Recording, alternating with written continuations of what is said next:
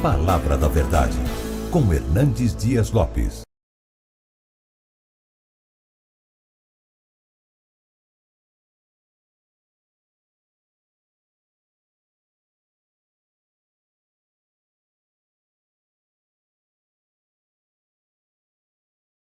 Amados, nós vamos abrir então a palavra de Deus no livro de Atos dos Apóstolos, capítulo 27. Atos dos Apóstolos, capítulo 27.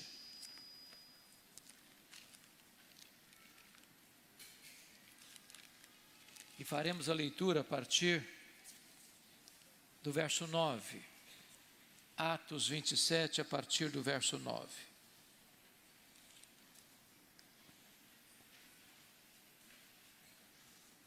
Está escrito o seguinte: depois de muito tempo, tendo se tornado a navegação perigosa, e já passado o tempo do dia do jejum, admoestava-os Paulo, dizendo-lhes: senhores, vejo que a viagem vai ser trabalhosa, com dano e muito prejuízo, não só da carga e do navio, mas também da nossa vida. Mas o centurião dava mais crédito ao piloto e ao mestre do navio do que ao que Paulo dizia. Não sendo o porto próprio para invernar, a maioria deles era de opinião que partissem dali para ver se podiam chegar a Fenícia e passar o inverno, visto ser um porto de Creta, o qual olhava para o norte e para o nordeste ou para o sudeste. Soprando brandamente o vento sul, e pensando eles ter alcançado o que desejavam, levantaram âncora e foram costeando mais de perto a ilha de Creta. Entretanto, não muito depois, desencadeou-se do lado da ilha um tufão de vento, chamado Euroquilão, e sendo o navio arrastado com violência, sem poder resistir ao vento, cessamos a manobra e nos fomos deixando levar. Passando sob a proteção de uma ilhota chamada Cauda, a custo conseguimos recolher o bote, e levantando-se este, usaram de todos os meios para cingir o navio, e temendo que dessem na Sirte, arriaram os aparelhos e foram ao léu. Açoitados severamente pela tormenta, no dia seguinte já aliviava o navio. E ao terceiro dia, nós mesmos, com as próprias mãos, lançamos ao mar a armação do navio. E não aparecendo havia já alguns dias, nem sol, nem estrelas, caindo sobre nós grande tempestade, dissipou-se, afinal, toda a esperança de salvamento. Havendo todos estado muito tempo sem comer, Paulo, pondo-se em pé no meio deles, disse: senhores, na verdade era preciso terem me atendido e não partir de Creta, para evitar este dano e perda. Mas já agora vos aconselho bom ânimo, porque nenhuma vida se perderá de entre vós, mas somente o navio. Porque esta mesma noite, um anjo de Deus, de quem eu sou e a quem eu sirvo, esteve comigo dizendo: Paulo, não temas, é preciso que compareças perante César. E eis que Deus, por sua graça, te deu todos quantos navegam contigo. Portanto, senhores, tende bom ânimo, pois eu confio em Deus, que sucederá do modo por que me foi dito. Porém é necessário que vamos dar a uma ilha. Quando chegou a 14ª noite, sendo nós batidos de um lado para o outro no mar Adriático, por volta da meia-noite, pressentiram os marinheiros que se aproximavam de alguma terra, e lançando o prumo, acharam 20 braças. Passando um pouco mais adiante, tornando a lançar o prumo, acharam 15 braças. E receosos de que fôssemos atirados contra lugares rochosos, lançaram da popa 4 âncoras e oravam para que rompesse o dia. Procurando os marinheiros fugir do navio, e tendo arriado o bote no mar, e a pretexto de que estavam para largar âncoras da proa, disse Paulo ao centurião e aos soldados: se estes não permanecerem a bordo, vós não podereis salvar-vos. Então os soldados cortaram os cabos do bote e o deixaram afastar-se. Enquanto amanhecia, Paulo rogava a todos que se alimentassem, dizendo: hoje é o 14º dia, em que esperando estáis sem comer, nada tendo provado. Eu vos rogo que comais alguma coisa, porque disso depende a vossa segurança, pois nenhum de vós perderá nem mesmo fio de cabelo. Tendo dito isto, tomando um pão, deu graças a Deus, na presença de todos. Depois de o partir, começou a comer. Todos cobraram ânimo e se puseram também a comer. Estávamos no navio 276 pessoas ao todo. Refeitos com a comida, aliviaram o navio, lançando o trigo ao mar. Quando amanheceu, não reconheceram a terra, mas avistaram a enseada onde havia praia. Então consultaram entre si se não podiam encalhar ali o navio. Levantando as âncoras, deixaram-no ir ao mar, largando também as amarras do leme, e alçando a vela de proa ao vento, dirigiram-se para a praia. Dando, porém, num lugar onde duas correntes se encontravam, encalharam-lhe o navio. A proa encravou-se e ficou imóvel, mas a popa se abria pela violência do mar. O parecer dos soldados era que matassem os presos, para que nenhum deles nadando fugisse. Mas o centurião, querendo salvar Paulo, impediu-os de o fazer. E ordenou que os que soubessem nadar fossem os primeiros a lançar ao mar e alcançar a terra. Quanto aos demais, que se salvassem, uns em tábuas, outros em destroços do navio. E foi que todos assim se salvaram em terra. Acompanhemos até o verso 6. Uma vez em terra, verificamos que a ilha se chamava Malta. Os bárbaros trataram-nos com singular humanidade, porque, acendendo uma fogueira, acolheram-nos a todos por causa da chuva que caía e por causa do frio. Tendo Paulo ajuntado e atirado à fogueira um feixe de gravetos, uma víbora, fugindo do calor, prendeu-se-lhe a mão. Quando os bárbaros viram a víbora pendente da mão dele, disseram uns aos outros: certamente este homem é assassino, porque salvo do mar, a justiça não o deixa viver. Porém ele, sacudindo o réptil no fogo, não sofreu mal nenhum. Mas eles esperavam que ele viesse a inchar ou a cair morto de repente. Mas depois de muito esperar, vendo que nenhum mal lhe sucedia, mudando de parecer, diziam ser ele um Deus. Eu gostaria de pensar com vocês hoje sobre o tema a viagem da vida. Nós estamos atravessando mais um ano e vamos fazer uma viagem rumo a um ano desconhecido por nós, mas certamente sob o controle de Deus. A vida, não raro, é representado na literatura por uma viagem. Às vezes definimos o destino, mas não temos o controle do que vai acontecer no percurso rumo a esse destino. Já no passado, Homero, no seu livro Odisseia, descreve a vida como uma viagem. Na literatura cristã, temos John Bunyan, que escreve o grande clássico, O Peregrino, traçando a viagem do cristão rumo a Jerusalém celestial. Aqui, a viagem não é apenas uma metáfora, é uma realidade. Paulo, depois de estar preso em Cesareia durante 2 anos, sob a égide dos imperadores Félix e Festo, agora opta por ser julgado em Roma. Era seu desejo ir a Roma, como ele bem expressa por 2 vezes na sua carta aos Romanos. Era propósito de Deus que ele fosse para Roma, conforme Atos 23:11, quando ele estava preso em Jerusalém, o próprio Senhor aparece para ele e diz: coragem, Paulo, assim como você deu testemunho aqui em Jerusalém, eu quero que você dê testemunho também em Roma. E agora Paulo parte para Roma, numa viagem trabalhosa, numa tempestade borrascosa, porque assim é a viagem da vida.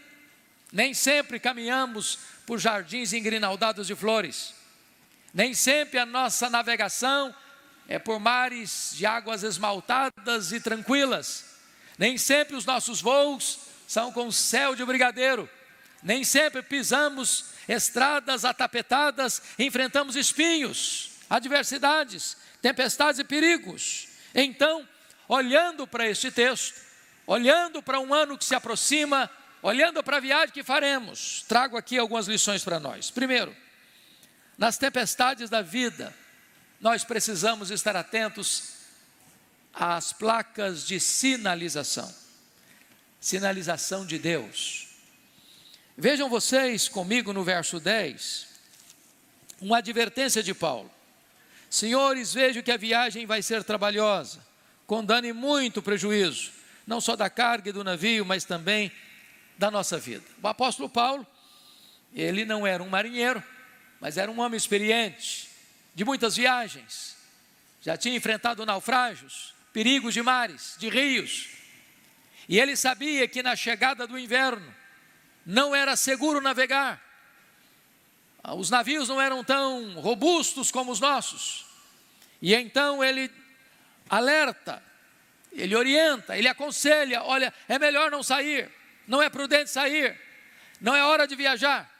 A advertência foi dada, mas eles não ouviram a advertência de Paulo e sofreram consequências danosas. O navio se perdeu, toda a carga de trigo do navio se perdeu, além do desgaste físico e emocional daquele período. Meus irmãos, na vida nós temos placas de sinalização. Deus nos dá advertências, Deus nos alerta sobre perigos, Deus nos mostra as ameaças que estão pela frente. Quando você está dirigindo o seu carro, se você não olhar as placas, você corre um grave risco de sofrer um acidente, de provocar um acidente, de sofrer consequências, de produzir consequências na vida de outrem. Assim também está aqui posta esta advertência. Mas notem comigo, em segundo lugar, o descrédito no versículo 11. Mas o centurião dava mais crédito ao piloto e ao mestre do navio do que ao que Paulo dizia. O centurião era o soldado romano que cuidava de 100 pessoas. E talvez o centurião pensasse assim: esse Paulo pode ser bom de Bíblia, mas de mar ele não entende. A consultoria não deve ser feita a ele, mas aos marinheiros, ao piloto do navio. Ele não deve saber dessas coisas. E então está aqui um grande perigo, irmãos, é quando Deus coloca placas de sinalização ao longo da nossa jornada, mas nós não damos crédito, nós não obedecemos, nós não observamos, nosso coração se endurece. É o filho que não escuta o conselho do pai e da mãe, é o crente que vem à igreja e ouve e escuta, mas não leva a sério. É aquele que tem tantas placas de Deus ao longo da estrada da vida, mas não as observa. Mas veja você, em terceiro lugar, versículo 12, está escrito assim: não sendo porto próprio para invernar, a maioria deles era de opinião que partissem dali. E significa que a voz da maioria nem sempre representa a voz de Deus. Aliás, quase sempre a maioria está errada. Quase sempre. A ideia de que a voz do povo é a voz de Deus é um dito popular, sem qualquer sustentação histórica ou sem qualquer base bíblica. Aqui a maioria, como que numa votação democrática no navio, entenderam que não havia risco, não havia perigo, a viagem seria tranquila e segura, e não atenderam à orientação. Querer seguir a voz da maioria foi que levou, diz a Bíblia lá em Juízes 14:10, Sansão à derrocada espiritual. Ele quis ser igual aos moços da sua época, e para ser igual aos moços da sua época, para atender à voz da maioria, ele quebrou um voto de nazireado, de consagração a Deus, e arruinou a sua vida espiritual. O caminho largo da maioria é o caminho que conduz à perdição. Então, acautele-se quando todo mundo está dizendo: não, isso aqui não tem problema, não há nenhum problema, não há nenhum risco. Você não é orientado pela voz do povo, você é orientado pela voz das Escrituras. Mas em quarto lugar, notem comigo uma outra lição, por gentileza. Tome emprestada essa frase da minha velha mãe, a quem o Senhor já recolheu. Ela sempre me dizia: meu filho, quem não escuta conselhos, escuta coitado. Então vamos ver essa máxima no texto. Primeiramente, confira comigo o versículo 13. Soprando brandamente o vento sul, e pensando eles ter alcançado o que desejavam, levantaram âncora e foram costeando mais de perto a ilha de Creta. Notem vocês que Paulo dá uma orientação: não é seguro viajar. Não é seguro. O centurião não escutou. Fizeram uma votação, a maioria disse: não, vamos viajar. Quando eles zarpam, quando eles saem, notem comigo no verso 13, que o vento vai soprando brandamente. E todo mundo chega a uma conclusão. Está vendo aí? Ó? Esse Paulo não entende nada mesmo. O mar está tranquilo. o vento está brando, vai dar tudo certo. Há momentos, irmãos, em que a rota da desobediência parece dar certo. Aqueles que estão na contramão da vontade de Deus, parece que não tem problema. Desobedecer, tem hora que parece que não vai ter consequência. Mas veja em seguida o que acontece no verso 14. Entretanto, não muito depois, desencadeou-se do lado da ilha um tufão de vento chamado Euraquilão. O perigo chega, e chega subitamente, e chega sem aviso prévio, sem qualquer sinal retumbante, ele chega. Nunca é seguro você navegar pelos mares da vida, nunca é seguro para você marchar na viagem rumo a 2023, não lendo as placas, não observando os sinais de alerta, tomando uma rota de desobediência, porque por um momento pode ser que você não colha consequências, que nada vai lhe acontecer de ruim, mas chega um momento súbito em que o tufão chega, que a tempestade chega, que a situação adversa bate à sua porta. Mas veja mais, versículo 15: e sendo o navio arrastado com violência, sem poder resistir ao vento, cessamos a manobra e nos fomos deixando levar. Chega aqui a questão da impotência. Chega um momento em que você não tem mais controle da situação. Chega uma situação em que você quer que o navio vá para um lado, ele vai para o outro. Você quer ir para a direita, ele vai para a esquerda. Você quer avançar e ele dá marcha ré. Assim, meus irmãos, é fazer uma viagem sem observar as placas e não observar os alertas de Deus. Você perde o controle. Você não está mais com o leme nas mãos. O navio da sua vida não obedece mais o comando. Mas aí vem um quarto fator, que é o prejuízo. Veja você comigo os versos 18 e 19. Açoitado severamente pela tormenta, no dia seguinte, já aliviava o navio. E ao terceiro dia, nós mesmos, com as próprias mãos, lançamos ao mar a armação do navio. Paulo já havia ali alertado lá atrás: olha, não vamos viajar, nós vamos ter prejuízo. Não só da carga, mas também do navio. Não só do trigo, porque era um navio cargueiro, onde tinha 276 pessoas, e dentre elas prisioneiros, e talvez alguns deles já sentenciados à morte, indo para Roma apenas para servir de espetáculo nos anfiteatros romanos, para a satisfação sanguinária das feras, ou para a espada dos gladiadores. Mas Paulo sabia que havia um perigo, e aqui o perigo chegou. Quando Deus dá um alerta para você na viagem da vida, não feche os seus ouvidos, não tape os seus ouvidos, porque as consequências vêm. O que Deus alerta, chega. E então não é prudente tomar medidas na contramão das placas que Deus coloca à beira do seu caminho. Mas chega um ponto final no versículo 20, olha comigo. E não aparecendo já havia alguns dias, nem sol nem estrelas, caindo sobre nós grande tempestade, dissipou-se afinal toda a esperança de salvamento. Meus irmãos, tem 14 dias que não faz sol, e que não se tem noção se é dia ou noite. E note você que não é um navio tão seguro. Note você que a essas alturas a carga do navio já tem jogado fora. O pânico, o medo, o desespero. E chega um momento em que ninguém mais no navio acredita que eles vão sair dessa. A conclusão de todos é que a morte chegou, que o mar revolto vai ser a sepultura, que não há perspectiva de livramento.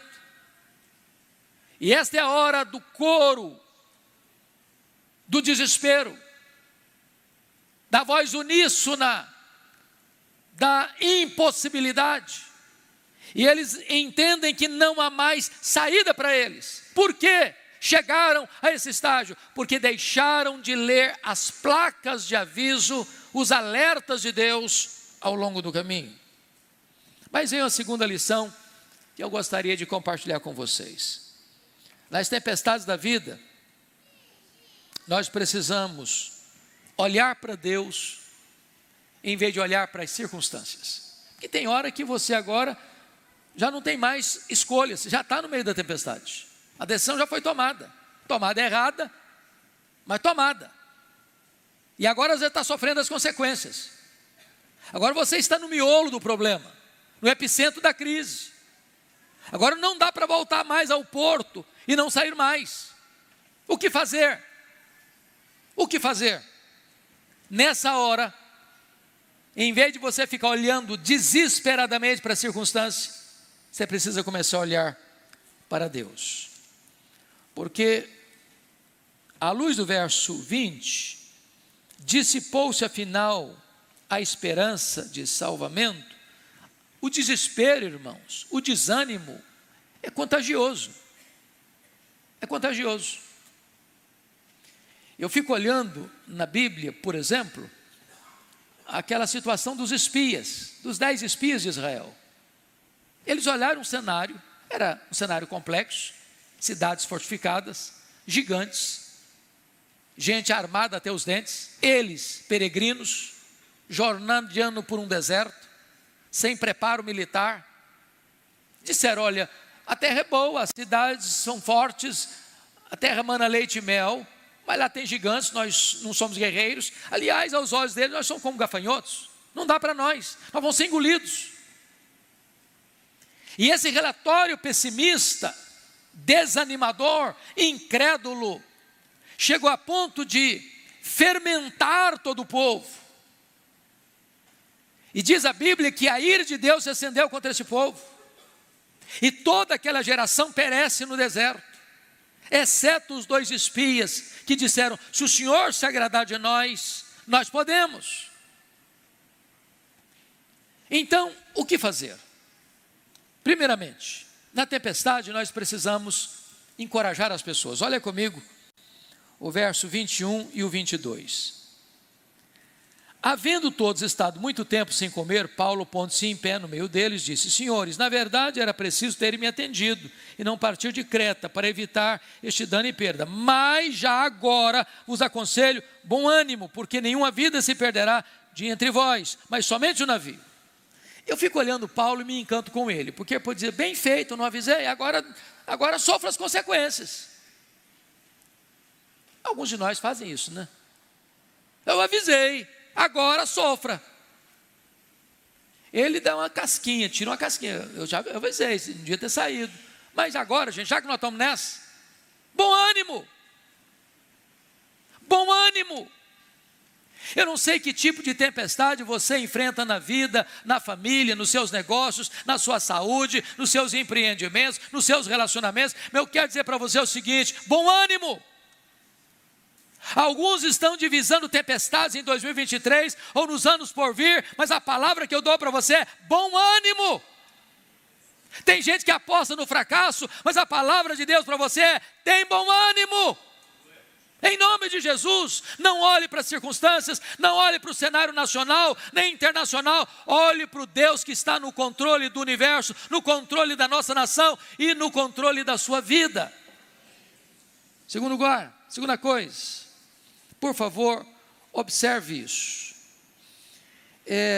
Abra os seus olhos nessas circunstâncias adversas da vida, para você ver as intervenções sobrenaturais de Deus. Veja comigo, por favor, o versículo 23. Mas já agora, versículo 23, porque esta mesma noite, um anjo de Deus, de quem eu sou e a quem eu sirvo, esteve comigo dizendo: Paulo, não temas, é preciso que compareças perante César. Meus irmãos, eu acho isso aqui fantástico, porque aqueles irmãos lá, o apóstolo Paulo, sabemos que Lucas estava também dentro desse navio, porque ele registra o texto como nós, então ele não é um historiador que está contando essa história de fora da situação, ele está dentro da situação, ele é um historiador que está vivendo os fatos históricos. Quantos crentes tinham naquele navio? Nós não temos essa informação. Mas nessa situação de perigo, de ameaça, de um naufrágio iminente, de perdas financeiras, de perdas emocionais, nessa hora que todos os recursos da terra se esgotaram, o Senhor envia para dentro daquele navio um anjo. E esse anjo não vai falar com o piloto do navio, e esse anjo não vai falar com o centurião que está controlando e talvez responsável por esses presos, alguns talvez indo para a morte, outros indo para julgamento como Paulo. O anjo vai falar com Paulo. E qual foi a mensagem do anjo para Paulo? Notem vocês aí comigo. Paulo, versículo 24, não temas, não tenhas medo, é preciso que compareças perante César. E eis que Deus, por sua graça, te deu todos quantos navegam contigo. Isso é maravilhoso, sabe por quê, irmãos? Prestem bem atenção nisso. Deus havia dito para Paulo, quando ele estava preso em Jerusalém, lá em Atos 23:11, coragem, Paulo, assim como você deu testemunho em Jerusalém, eu quero que você dê testemunho também em Roma. Agora tem o naufrágio, a esperança se dissipa, a morte mostra a carranca, e talvez se rendesse à incredulidade, poderia pensar, bom, o plano de Deus foi por água abaixo, Deus prometeu, mas não vai cumprir, Ele me queria em Roma, mas as circunstâncias não deixaram. Eu quero dizer para você uma coisa, meu amado, o nosso Deus é o Deus que fala e cumpre o que diz. O nosso Deus é o Deus que promete e as suas promessas não caem por terra. O nosso Deus é o Deus que vela pela sua palavra em a cumprir. Quando o nosso Deus fala, Ele cumpre o que promete e ninguém pode impedir a sua mão de fazê-lo. O anjo de Deus vem não para trazer uma mensagem nova, o anjo de Deus vem para ratificar a promessa de Deus, de que ele precisa comparecer perante César. O anjo vem para dar um selo na palavra do Deus vivo, que não pode falhar.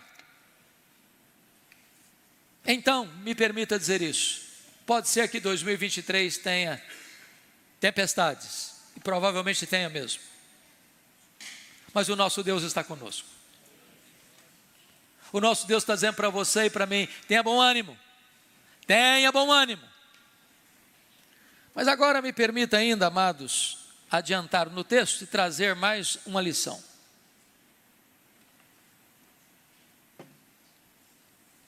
Nas tempestades da vida, nós precisamos, diante do perigo de um naufrágio, porque veja você, Deus promete que ele tem que comparecer perante César.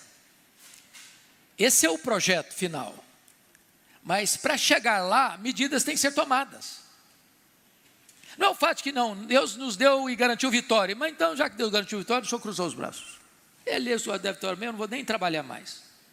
Deus vai me levar para o céu mesmo, não vou nem para a igreja mais também não. Já estou salvo mesmo, para que eu tenho que orar? Já vou estar prometido a glorificação, então eu vou ficar vivendo a minha vidinha. Não. Não, o Deus que predestinou os fins, predestina também os meios. Então, aquelas pessoas que estavam dentro desse navio, tinham medidas a tomar. A promessa é que ninguém vai morrer. Mas vejam vocês que depois que o anjo disse ninguém vai morrer, os marinheiros queriam fugir de fininho. E Paulo orientou o centurião, não deixe esses marinheiros fugir não, que quem entende navio é marinheiro. Se eles fugirem, não vai ter esperança não. Então o sobrenatural e o natural caminham juntos. A ação sobrenatural de Deus não dispensa a sua inteligência, não dispensa a sua especialidade, não dispensa o seu trabalho, não dispensa o seu cuidado em fazer o que está nas suas mãos para fazer. Então, algumas medidas têm que ser tomadas. Primeiro, é preciso lançar âncoras. Veja você comigo, por gentileza, versículo 29. E receosos de que fôssemos atirados para lugares rochosos, lançaram da popa 4 âncoras e oravam para que rompesse o dia. Me permita dar uma espécie de interpretação um pouco alegórica para essas 4 âncoras. 4 âncoras são peças de ferro, são lançadas para grudar lá embaixo, para que o navio não pudesse ser levado pela fúria do mar para lugares rochosos, se despedaçando ali, inclusive trazendo riscos para a integridade física das pessoas. Mas vamos lá. Primeiramente, veja você no verso 25, eu chamaria isso aqui da âncora da fé. Portanto, senhores, tenham bom ânimo, pois eu confio em Deus, que sucederá do modo porque me foi dito. Paulo é um homem que crê no que Deus fala. Aqui está um ponto importante. Se você crê que a Bíblia é palavra de Deus, se você crê que as promessas de Deus são fiéis e verdadeiras, se na hora da crise você diz, não, eu confio, eu não estou vendo, mas eu confio, eu não sinto, mas eu confio, está todo mundo dizendo que não vai ser verdade, mas eu confio, está todo mundo dizendo que vai dar errado, eu confio, isso é fé. Eu não estou dizendo que você crê num ídolo de barro, eu não estou dizendo que você crê na opinião das pessoas, estou dizendo que você crê no que Deus promete. Ninguém vai morrer, toda essa gente vai estar na sua mão, Paulo, eu deixei todo esse povo aí na sua mão, ele está dizendo, eu creio exatamente assim. A âncora da fé. Às vezes, irmãos, Deus precisa derrubar algumas estruturas na nossa vida, para nos ensinar verdades maiores. Eu tenho uma amiga, irmã muito querida, no passado ela já esteve aqui em Vitória, chamada Edmeia Williams. Ela tem um trabalho muito bonito, um trabalho social até hoje, num dos morros de Rio de Janeiro, Morro Santa Marta. E ela tinha lá um galpão de madeira, onde acolhia crianças, e acolhe até hoje, e atende essas crianças com um trabalho social e espiritual. Um dia, uma chuva muito forte, uma tempestade muito grande, e ligaram para ela de madrugada, porque toda aquela estrutura que ela tinha veio abaixo. Aliás, a única estrutura que veio abaixo na região foi aquele galpão. E quando ela sobe, a imprensa já estava lá, e alguém querendo tirar uma casquinha nela, começou a questionar a fidelidade de Deus. Mas você não trabalha aqui um trabalho espiritual, um trabalho de Deus, um trabalho da igreja, um trabalho evangélico? Por que Deus não deixou esse barracão cair? Só ele caiu. Cadê o seu Deus? Onde está o seu Deus? Às vezes as pessoas questionam isso. Você é crente, você é um homem piedoso, uma mulher piedosa. Às vezes você sofre um revés na vida, um acidente, uma doença, um prejuízo financeiro, uma situação adversa, e as pessoas começam a questionar, e aí? É a situação de Jó, você está doente, cara, você perdeu o seu dinheiro, você está enfrentando luto, você está enfrentando tanta tempestade, você deve ter pecado, você deve ter feito alguma coisa errada na vida. E ela estava acuada, até o momento que o Senhor falou mansamente ao seu coração, e ela respondeu para os repórteres que estavam questionando, não, esse barraco não caiu pela tempestade, Deus derrubou esse barraco, porque Deus não quer mais aqui um barraco, Deus quer aqui um prédio de alvenaria, bonito, confortável, seguro, e foi isso que aconteceu. Tem hora que Deus derruba algumas estruturas frágeis para construir algo mais forte na nossa vida. Você precisa crer que a tempestade não é o fim da sua vida, o projeto de Deus não interrompeu-se porque a tempestade chegou na sua história. Segundo lugar, meus irmãos, veja comigo, a âncora da esperança.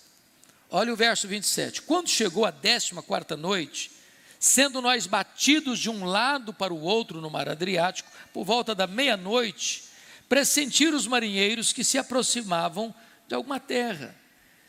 Deus é especialista para deixar a intervenção dele, assim, para a última volta do ponteiro, o último furo da correia. Para meia-noite, para a quarta vigília da noite, para você dizer assim, não tem mais chance, acabou, não tem mais oxigênio, não tem mais saída, não tem mais perspectiva, é nessa hora que Deus age. Tem esperança, meu irmão, tem esperança. O Senhor virá ao seu encontro, ainda que na quarta vigília da noite, ainda que à meia-noite, ainda que na última hora. Mas a terceira âncora é a âncora da oração. O próprio verso 29 nos diz isso. Lançaram da popa 4 âncoras e oravam para que rompesse o dia. Eu confesso a vocês que, no meu entendimento, esta é a oração mais óbvia da Bíblia. Eu não conheço nenhuma oração mais óbvia do que esta. Eu não sei se você já fez essa oração. Orar para o dia amanhecer. Sabe por quê? Se você orar para o dia amanhecer, o dia vai amanhecer.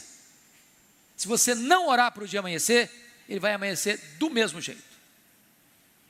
Você já fez essa oração? Para o dia amanhecer? A grande questão aqui, irmãos, é que há momentos na vida de tanta angústia, de tanta dor, de tanta apreensão, que você diz, meu Deus, eu não aguento mais. Ou o dia amanhece, ou eu pereço. Talvez você hoje está precisando de orar para o dia amanhecer na sua vida, para a luz chegar na sua história, para um sinal do favor de Deus surgir no seu horizonte, porque está escrito que foi nesta hora que eles oraram, é que eles avistaram alguma terra, que eles avistaram uma enseada, que eles avistaram a ilha de Malta, é que a solução chegou. Aquela noite eles oraram, e quando o dia amanheceu, amanheceu também a solução. O choro pode durar uma noite inteira, mas a alegria vem pela manhã. Mas finalmente, você pode encontrar aqui a âncora, a quarta âncora, a âncora da certeza. Versículo 26, porém é necessário que vamos dar a uma ilha. Paulo entendia isso, não era se possível, não, era necessário. Tem coisas que são necessárias. O livramento de Deus já está definido, já está decretado, e é Deus quem está dizendo isso. É necessário que cheguemos a uma ilha, é a plena certeza. Irmão, a tempestade vem, a tempestade foge do seu controle, mas a promessa de Deus está intacta na sua vida. É necessário que a ilha chegue, e quando a ilha chegue, quando a ilha chegar, chegará também o livramento de Deus na sua vida. Pois bem, vamos então à última lição que eu gostaria de traçar com vocês desse texto. Diz a Bíblia que eles então chegam na ilha de Malta, o navio se despedaça todo, ninguém morre, ninguém perece. Quando eles chegam, os malteses, os bárbaros, que não falavam o grego, muito gentilmente preparam a fogueira para aquecê-los. Estava chovendo, estava frio, e diz o texto que daquelas pessoas todas que estavam ali, no navio tinha 276 pessoas, o único que quis manter a fogueira acesa, pelo menos é o que consta do texto, é o apóstolo Paulo. E ele vai catar gravetos, talvez juntando um aqui, outro ali, outro acolá, e quando ele joga aquele punhado de gravetos no fogo, uma víbora brota do fogo e prende na mão do Paulo. E os malteses gritaram de imediato, é um assassino, tem se livrado do mar, a justiça não deixa viver, vai cair, vai inchar, vai morrer. Não caiu, não inchou, não morreu, mudaram de opinião, é um Deus. Não, agora não é nem um assassino e nem um Deus, agora é o servo do Deus vivo. Isso tem para nós algumas lições, amados irmãos. Para quem está molhado, egresso de um naufrágio, é muito importante aproximar-se do fogo, aquilo que pode aquecer você. E eu quero encorajar você, em 2023, a aproximar-se daquilo que vai aquecer o seu coração. Mas eu quero encorajar você também a catar os seus gravetos, a manter o fogo aceso, Porque o fogo tem uma tendência de apagar. Ou ele propaga, ou ele apaga. Junte os seus gravetos. Mantenha o fogo aceso. Terceiro, se as pessoas jogarem na sua cara o seu passado, porque quando disseram, ele é um assassino, ele era mesmo. Era mesmo. Paulo foi um assassino. Sem saber, eles estão falando a verdade. Era um assassino mesmo. Mas eu quero dizer para você que se o diabo ou os homens jogarem na sua cara o seu passado, e se você já está debaixo do sangue do Cordeiro, do sangue de Jesus, não permita que o seu passado venha como fantasma na sua vida. Aproprie-se do perdão de Deus. Saiba que você é nova criatura. Saiba que o sangue de Jesus já limpou e lavou você de todo pecado. Não permita mais que alguém ate fardos pesados sobre os seus ombros. Entenda a graça que um dia libertou você. Compreenda a gloriosa redenção da cruz que lavou você. E faça mais uma coisa. Jogue esta víbora no fogo. O veneno não está em você, porque Deus é poderoso para libertar você, mas a víbora precisa ser destruída. Quem lançou veneno em você precisa ser destruído. E se você andar com Deus, aqueles que criticaram você, que acusaram você, vão ter que mudar de opinião a seu respeito, como fizeram com Jó. Os amigos o acusaram, e Deus fez com que os amigos de Jó fossem a Jó para orar por eles, porque a oração de Jó Deus ouviu. Você não tem que discutir, você não tem que se defender, você tem que andar com Deus, porque quando você anda com Deus, Deus defende você. Mas deixa eu terminar de forma muito breve, trazendo 4 breves aplicações.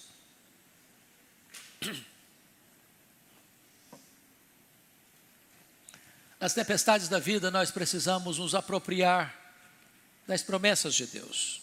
E a primeira coisa que eu quero trazer à tona é que Deus pode levantar pessoas que você nunca viu para abençoar a sua vida. Eu fico encantado com isso, pastor Jailton.